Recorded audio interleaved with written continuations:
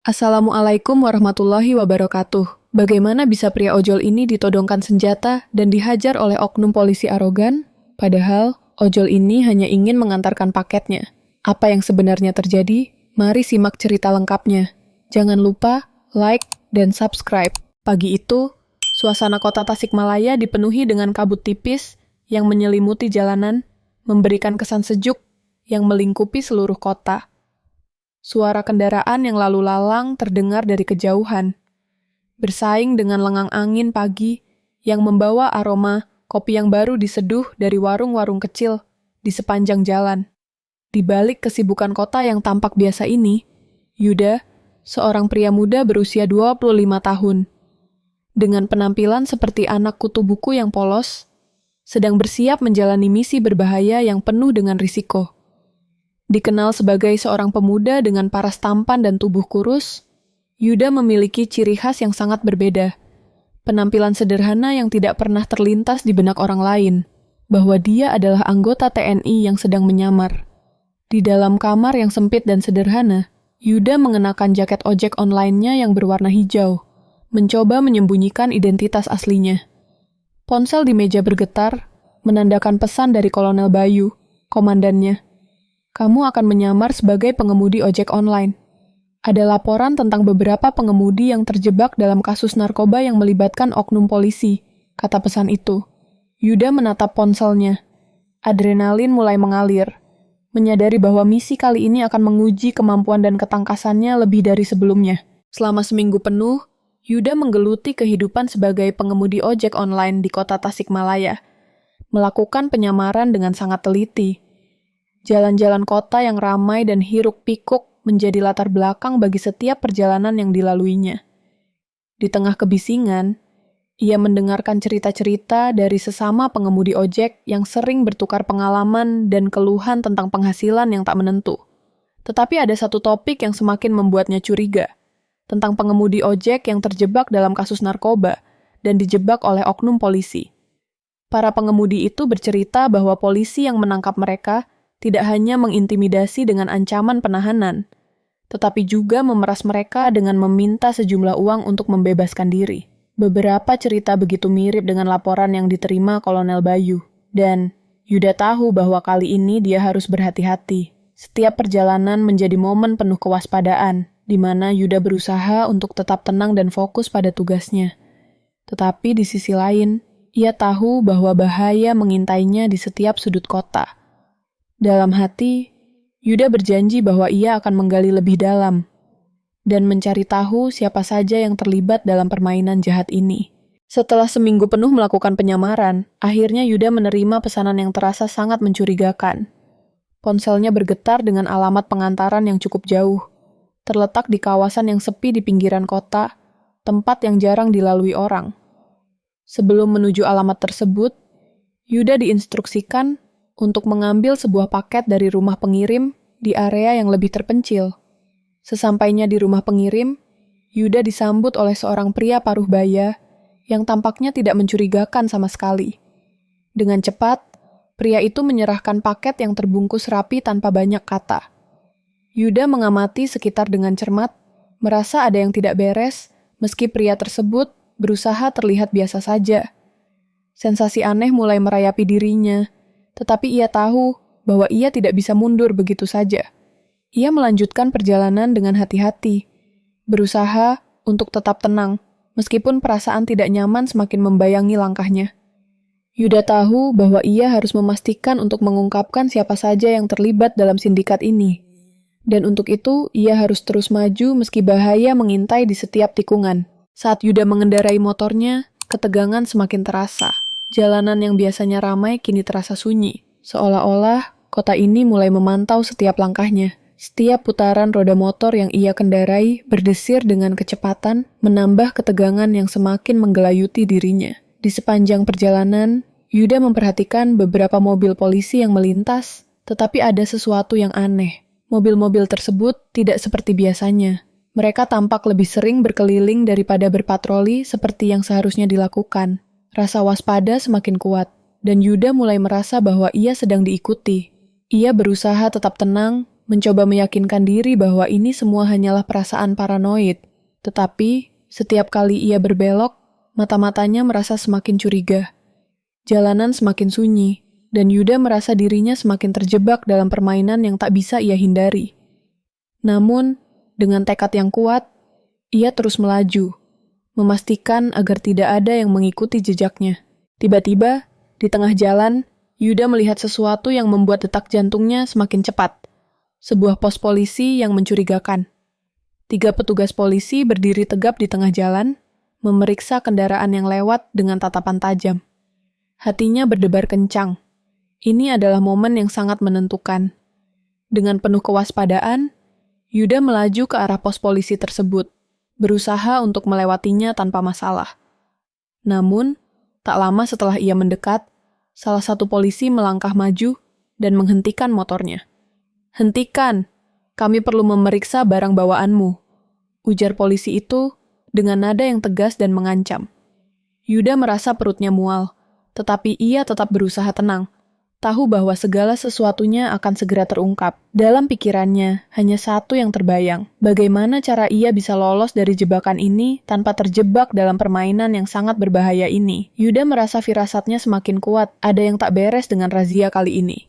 Di tengah keramaian kota Tasikmalaya, di bawah langit cerah dengan hembusan angin sejuk, para polisi dengan sigap mulai memeriksa setiap pengendara yang melintas. Ketegangan mulai terasa di udara, seiring dengan suara kendaraan yang berdengung dan langkah kaki polisi yang cepat. Salah satu polisi mendekatinya, menyipitkan mata, dan bertanya dengan suara kasar, "Apa isi paket yang kamu antar?" Yuda menahan napas, berusaha tetap tenang. "Saya tidak tahu, Pak. Saya hanya diminta untuk mengantarkan paket ini," jawabnya dengan suara yang sedikit bergetar. Polisi itu memandangi Yuda dalam diam, menilai setiap gerak tubuhnya. Tanpa ampun, polisi tersebut membuka paket yang Yuda bawa, dan begitu paket itu dibuka, terlihat beberapa bungkus plastik berisi narkoba tersembunyi di dalamnya. Polisi itu menatap Yuda dengan curiga dan menyuarakan tuduhannya. "Kamu pikir kami bodoh? Ini jelas narkoba. Kamu adalah kurir narkoba yang menyamar sebagai ojek online." Yuda kaget, namun dia masih berusaha mengendalikan diri dan tidak terpancing. Situasi semakin menegang. Polisi yang lainnya segera menarik senjata api dan mengarahkannya ke Yuda. Matanya penuh ancaman. "Jangan coba-coba kabur. Kami akan memeriksa lebih dalam lagi," ujar polisi itu dengan suara mengancam. Di tengah ancaman yang melingkupi dirinya, Yuda berpura-pura ketakutan, berharap bisa mengelabui mereka. "Tolong, Pak. Saya tidak tahu apa-apa. Saya cuma seorang anak yatim piatu yang punya adik yang masih sekolah. Tolong jangan bawa saya ke penjara," kata Yuda dengan suara gemetar. Polisi itu sempat terdiam, ragu sejenak mendengar penuturan Yuda. Namun tidak ada ampun baginya. Tanpa banyak bicara, mereka memaksa Yuda masuk ke dalam mobil patroli. Tangan Yuda diborgol dengan erat, menambah ketegangan yang sudah menguasai situasi. Di dalam mobil patroli, suasana semakin tegang. Lampu mobil patroli menyinari jalanan yang kosong, sementara mobil melaju perlahan. Polisi yang duduk di samping Yuda mulai berbicara dengan nada kasar. "Kamu memang kurir narkoba, kan?" Jawab, "Siapa yang menyuruhmu?" Yuda masih berusaha keras tidak mengaku. Rasa sakit mulai menyebar ke seluruh tubuhnya ketika polisi itu dengan sengaja memukul perut dan pipi Yuda, memberikan tekanan fisik yang semakin memuncak. Yuda merasakan sakit yang luar biasa. Namun ia tetap berusaha untuk tidak mengungkapkan apapun yang mereka inginkan. Setelah beberapa pukulan, polisi itu mulai mengubah taktiknya. Dengan nada yang lebih dingin, dia bertanya, "Kalau kamu tidak mau mengaku, berapa uang yang kamu punya?" Dalam mobil yang terus melaju, suasana semakin mencekam. Pukulan-pukulan polisi semakin keras dan menyakitkan. Polisi itu terus mendesak Yuda untuk mengaku, "Kami tahu kamu kurir narkoba. Lihat saldo rekeningmu. Berapa uang yang kamu punya?" Yuda merasakan perutnya dipenuhi rasa sakit, tetapi ia tidak mengaku. Dengan gelisah, Yuda merogoh ponselnya, dan polisi itu menyuruhnya membuka aplikasi mobile banking untuk menunjukkan saldo rekeningnya. Melihat jumlah uang di dalam rekening Yuda, polisi itu memaksa agar seluruh uang yang ada di sana diberikan kepadanya. Yuda, dengan suara penuh permohonan, memohon agar tidak mengambil semuanya. Itu untuk memenuhi kebutuhan saya dan adik saya, Pak, katanya. Setelah perdebatan panjang, polisi itu akhirnya setuju untuk menyisakan 500.000 untuk Yuda dan adiknya, dan segera mengarahkan Yuda untuk menuju mesin ATM terdekat untuk menarik uang tersebut. Setelah Yuda menarik uang sesuai dengan kesepakatan, polisi itu meninggalkannya begitu saja di pinggir jalan yang sunyi. Yuda berdiri terengah-engah, merasa terhina dan kecewa dengan perlakuan yang diterimanya. Di tengah malam yang sepi, suara langkah kaki Yuda terdiam di aspal yang dingin. Namun, selama berada di dalam mobil patroli, Kolonel Bayu telah mempersiapkan rencana lebih matang. Kolonel Bayu memerintahkan anak buahnya untuk terus mengawasi Yuda. Ponsel yang diberikan kepada Yuda bukanlah ponsel biasa, melainkan sudah dipasangi alat penyadap yang memungkinkan Kolonel Bayu mengetahui posisi Yuda kapan saja. Dengan semua persiapan yang telah dilakukan, Kolonel Bayu siap menuntaskan misi ini dengan cermat dan penuh kehati-hatian. Namun ia juga tahu bahwa keadaan ini belum sepenuhnya berakhir.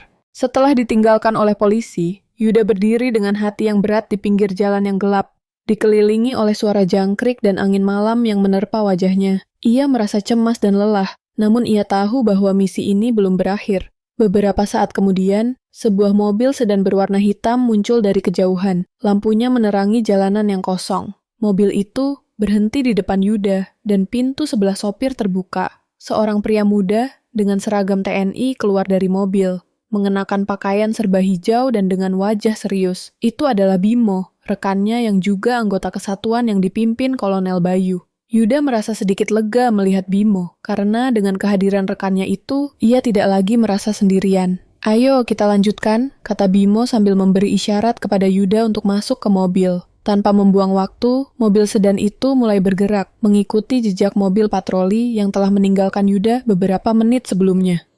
Hati Yuda sedikit lebih tenang, meskipun ia tahu tantangan besar masih menantinya. Mobil patroli yang ditumpangi oleh polisi-polisi korup itu terus bergerak dengan perlahan, melewati jalan-jalan sepi yang hanya diterangi oleh lampu jalan. Mereka tidak menyadari bahwa mereka sedang diawasi oleh Yuda dan Bimo, yang dengan hati-hati mengikuti mereka dari belakang. Setelah beberapa waktu, mobil patroli itu berhenti di depan sebuah gudang tua yang terletak di kawasan yang sangat terpencil. Gudang tersebut tampak sudah lama ditinggalkan, dengan pintu yang berkarat dan jendela yang terhalang oleh debu tebal. Suasana di sekitar gudang sangat sunyi, hanya terdengar suara angin yang berhembus lembut. Yuda mengintip dari dalam mobil, dan melihat beberapa polisi keluar dari mobil patroli dan memasuki gudang. Dengan sigap, Yuda memberi isyarat kepada Bimo untuk memindahkan mobil ke tempat yang lebih tersembunyi, agar tidak menarik perhatian. "Tunggu di sini dan beritahu Kolonel Bayu kalau saya akan masuk ke dalam untuk memantau," kata Yuda kepada Bimo. Setelah Bimo mengangguk, Yuda dengan hati-hati keluar dari mobil, menyelinap menuju gudang untuk melihat lebih dekat. Di dalam gudang yang gelap dan berdebu itu, Yuda mengamati dengan seksama aktivitas 5 polisi korup yang sedang duduk mengelilingi meja.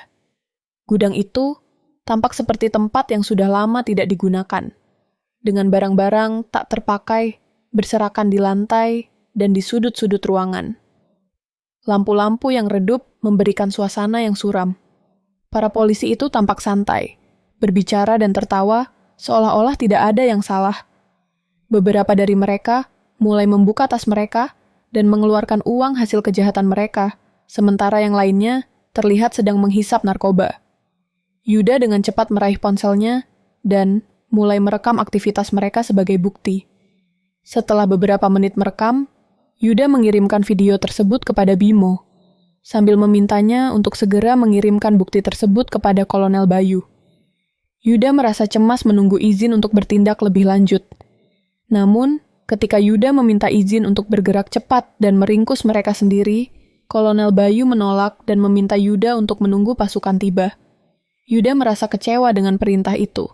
Namun ia tahu bahwa ia harus mematuhi perintah komandannya. Yuda memutuskan untuk tetap menunggu, meskipun ia merasakan ketegangan yang semakin mencekam di dalam dirinya.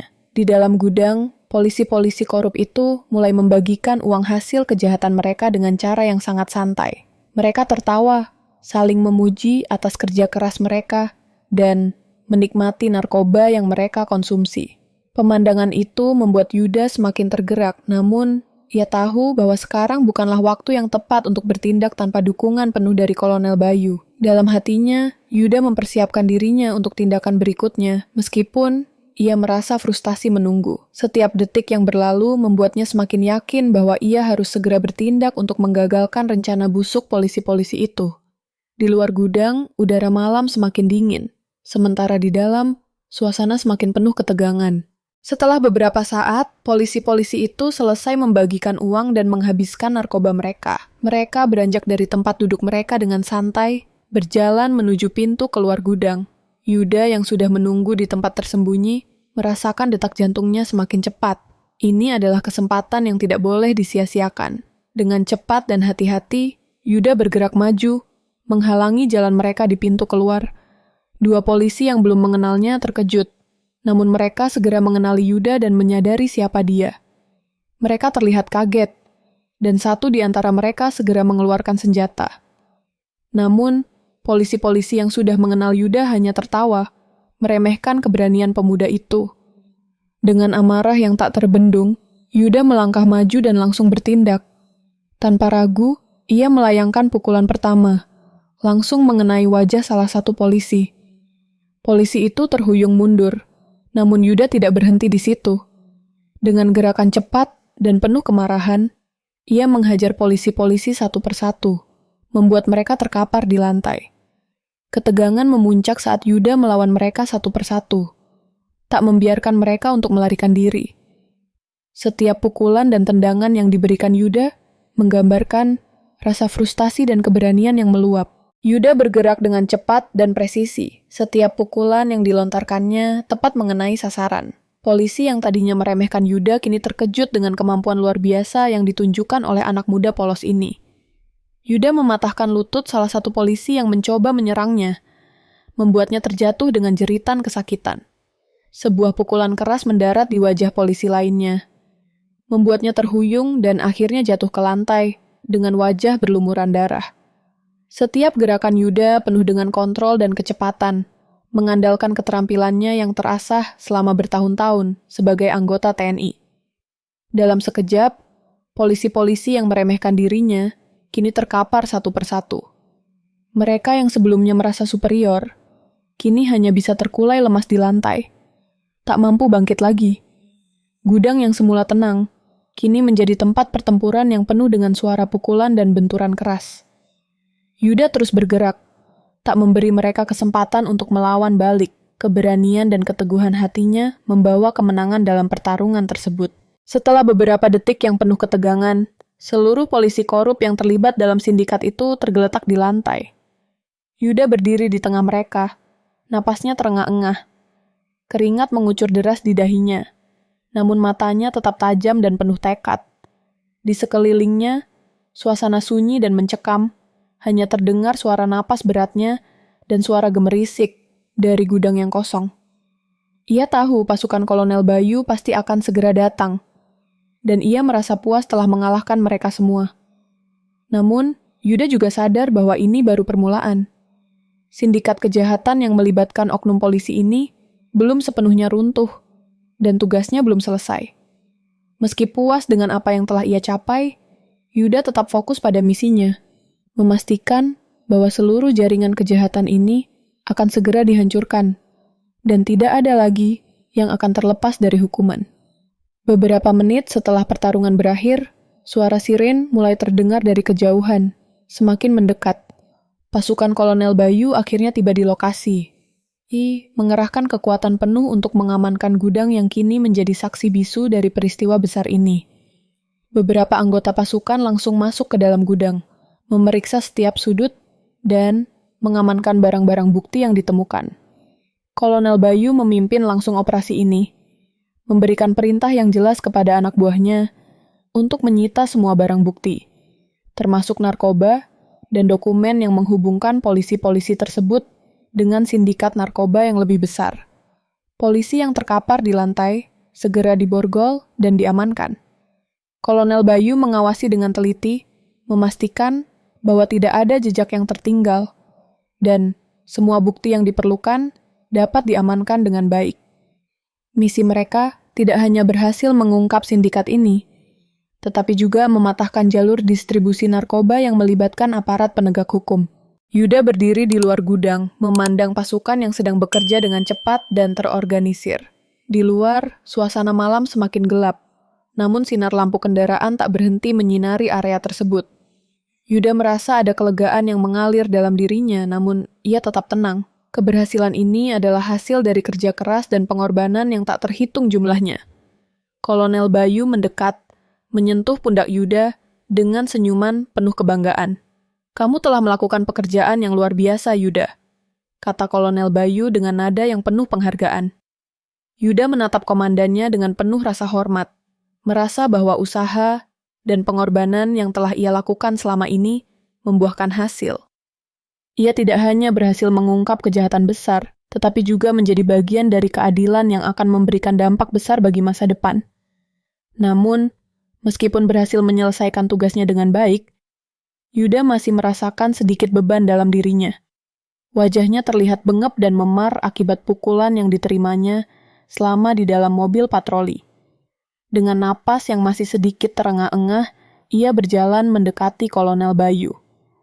"Maafkan saya, Pak. Saya bertindak sendiri tanpa menunggu Anda dan pasukan datang," ujar Yuda dengan suara yang pelan, sedikit menundukkan kepala. Ia merasa bersalah karena tidak bisa menunggu perintah lebih lanjut. Kolonel Bayu menatap Yuda dengan senyuman hangat dan tepukan lembut di bahunya. "Kamu sudah melakukan yang terbaik, Yuda. Tidak ada yang perlu dimaafkan. Tindakanmu telah menyelamatkan banyak nyawa dan memastikan keadilan bisa ditegakkan," jawab Kolonel Bayu dengan tegas. Yuda merasa lega mendengar kata-kata tersebut. Meskipun perjuangan ini belum berakhir, ia tahu bahwa hari ini mereka telah berhasil membuat langkah besar menuju keadilan, dan ia siap untuk menghadapi tantangan berikutnya bersama komandannya.